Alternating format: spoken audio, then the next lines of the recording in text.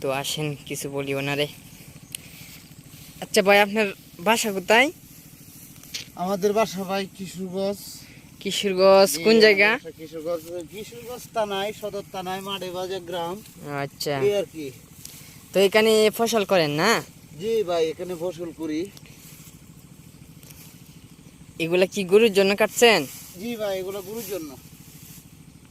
তো ধান কেটে ফেলছেন কেন? এগুলা তো এগুলা ভাই মনে করেন যে এই যে গরুর লাগেই করছি, এরপরে যে মনে করেন যে মানে সময় কম, গরু বেশি তো এই জন্য কাটতে লাইছি।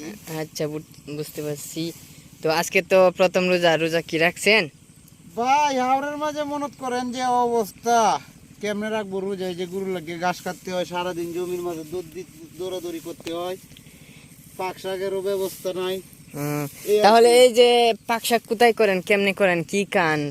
পাক শাক করি ভাই, এই যে আমাদের সাধারণ একটা ছোট বস্তি দেখা যাইতেছে। হ্যাঁ হ্যাঁ, গড়টা দেখা যাচ্ছে। হ্যাঁ, এই আর কি, এখানে থাকি, এখানে ভাই পাক শাক করি আর কি, নিজেরাই।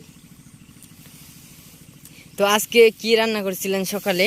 নান্দা ভাই, হাওড়ের এলাকা ভাই, কি কইয়াম, যেসব খাবার মনে করেন বাড়িতে দিলে ইডাতে ফালাই দিতাম, এইসব খাবার নষ্ট করি। অনেক কষ্ট করে রান্না করতে হয়। হ্যাঁ, শুটকির তরকারি নানছিলাম শুধু আলু দিয়া। আর এমনি মনে করেন যে গায়ে গরু আছে, দুধ আছে, এই আর কি ভাই, দুধ থাকলেই চলে। বুঝতে পারছি।